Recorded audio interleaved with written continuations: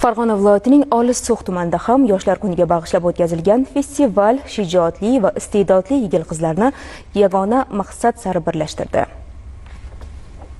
So'x tumanida yoshlar uchun quvonchli va unutilmas lahzalarga boy bayram tadbiri bo'lib o'tdi. Yangi O'zbekiston yoshlari birlashaylik shiori ostida o'tkazilgan gala konsertda yosh ijodkorlar, xonandalar va san'atkorlar o'z chiqishlari bilan barchaga bayramona kayfiyat ulashdi. Bugungi 30-iyun yoshlar kuni munosabati bilan O'zbekistondagi barcha yoshlarni chin qalbimdan tabriklayman. Biz chekka qishloqda yashasak ham barcha imkoniyatlar yaratib berilgan. Prezidentimizga kattakon rahmat deymiz. Kelajakda biz vatanimiz uchun munosib farzand bo'lib yetishamiz. So'x tumanida 80 mingdan ortiq aholi istiqomat qilsa, ulardan 50% ni yoshlar tashkil etadi. So'xning purviqor tog'lari kabi yoshlarining ham g'ururi baland.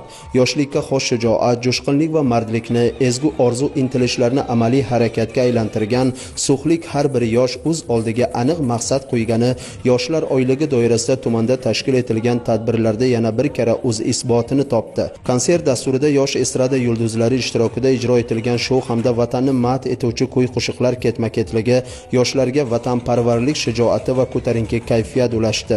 Tadbirda tumandagi 27 ta mahalla fuqarolar yig'inidan 7 mingga yaqin yoshlar ishtirok etdi.